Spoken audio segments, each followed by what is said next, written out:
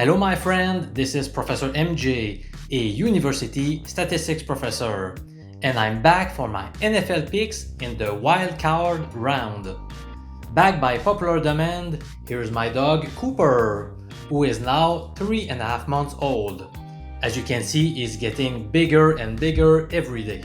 First, let's recap the performance of the NFL picks against the spread for the entire 2020 season. You can see the win-loss record as a function of the star rating on your screen right now. We did great on the picks rated 4 and 5 stars, with a combined record of 13, 7 and 1, a 65% winning percentage. Overall, we held a 36, 31 and 4 record, which amounts to 53.7 winning predictions. That's enough to net a profit at minus 105 or even minus 1010 odds. In other words, this year's NFL tips led to a slight profit overall, but still a gain nonetheless. Next week, I'll show you how my preseason predictions about each team's win total went. As you'll see, it did incredibly well, and you certainly turned a great profit if you tailed those plays.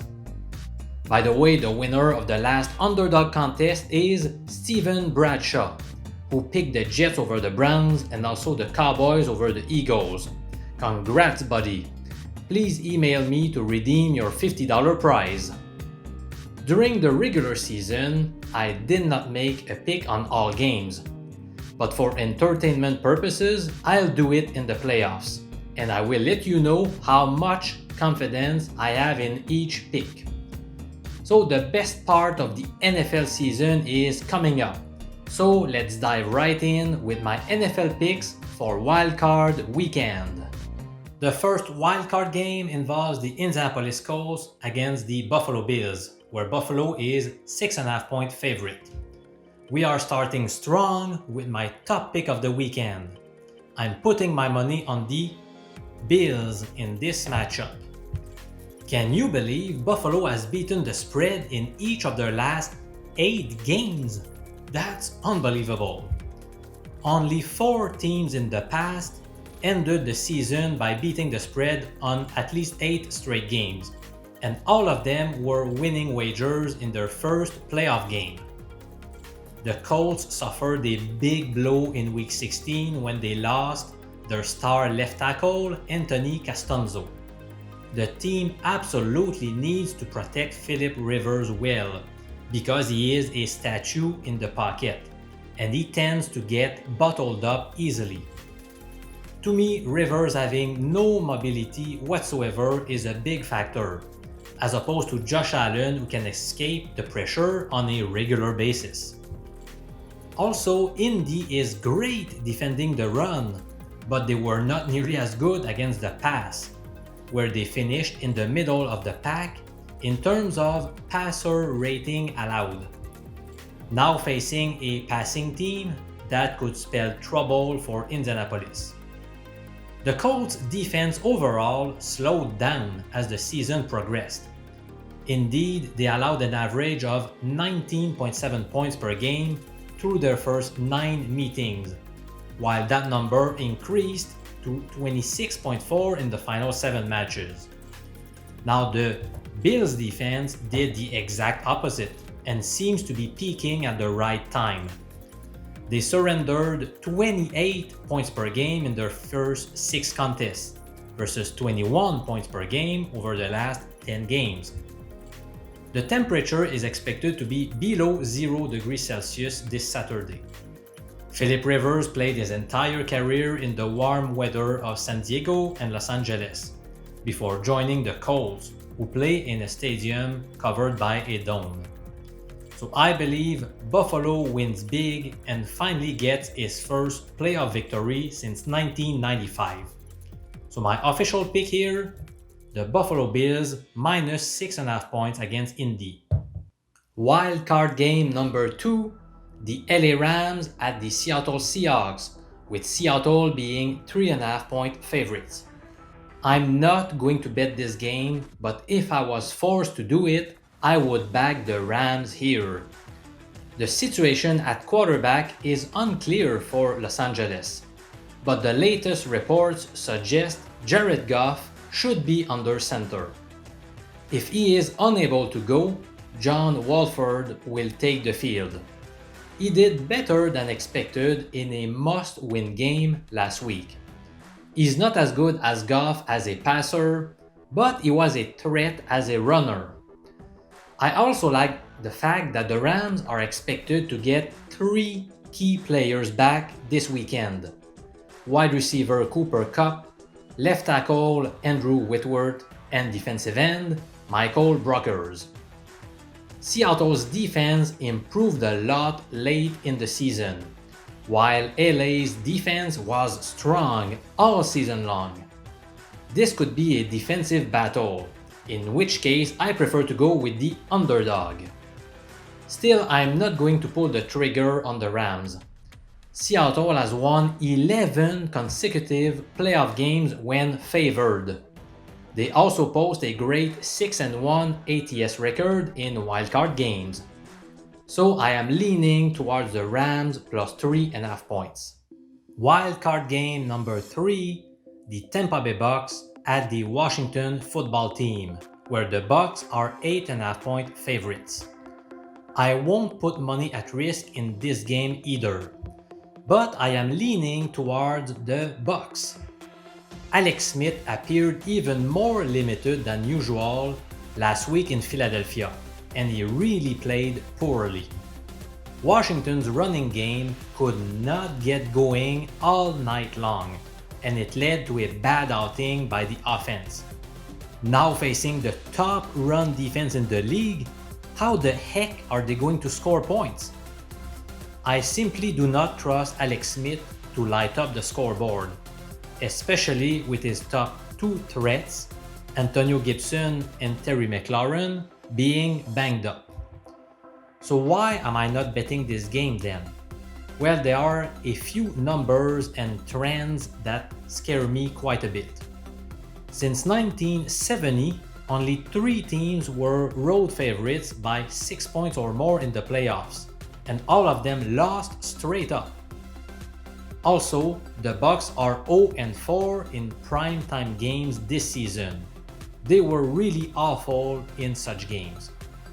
And finally, the only other 2 squads qualifying for the postseason despite a losing record, both covered in their first playoff game. So my final call is that I am leaning towards the BUCS minus 8.5 points. The 4th wildcard game involves the Baltimore Ravens and the Tennessee Titans, with Baltimore being 3 or 3.5 point favorites. This time, we have a pick that I like enough to put money at risk. In this matchup of the 2 best running attacks in the league, I am betting the Ravens as 3-point favorites.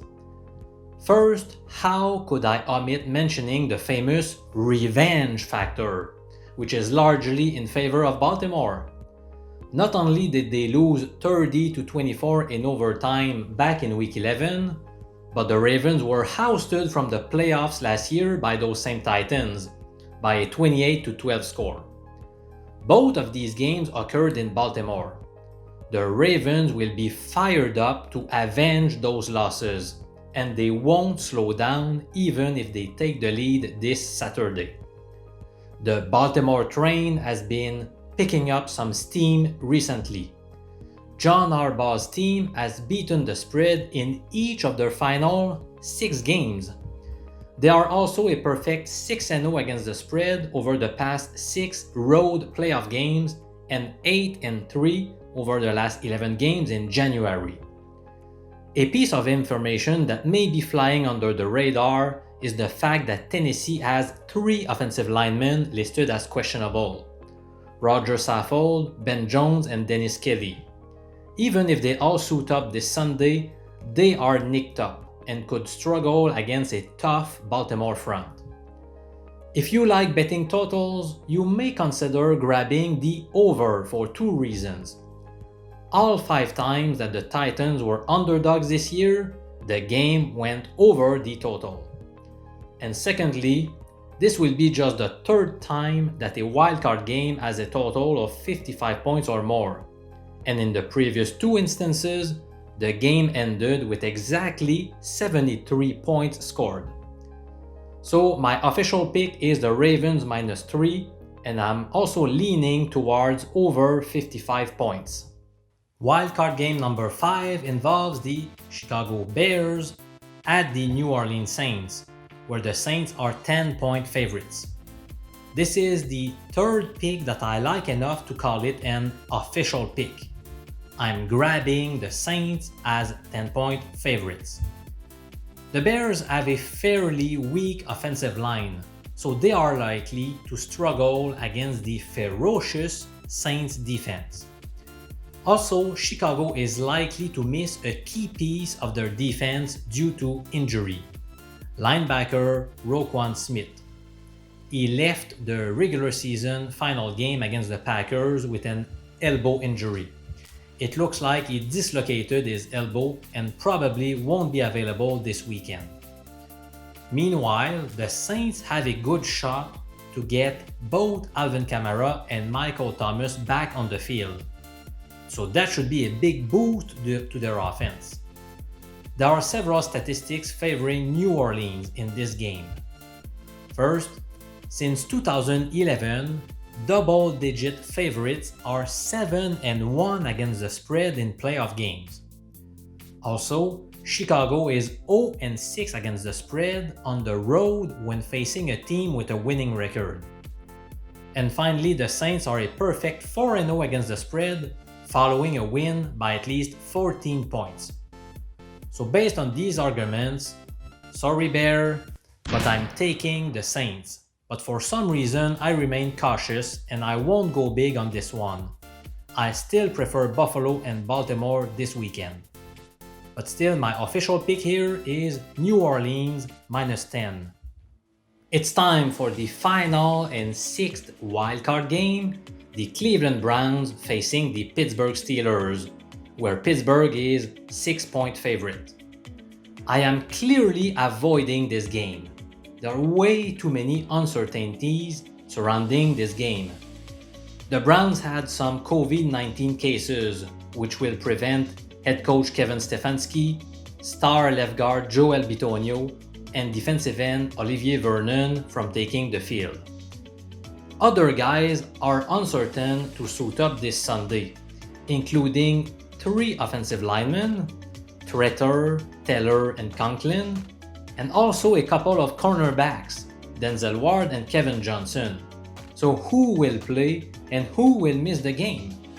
I prefer to avoid putting money at risk on this great AFC North matchup.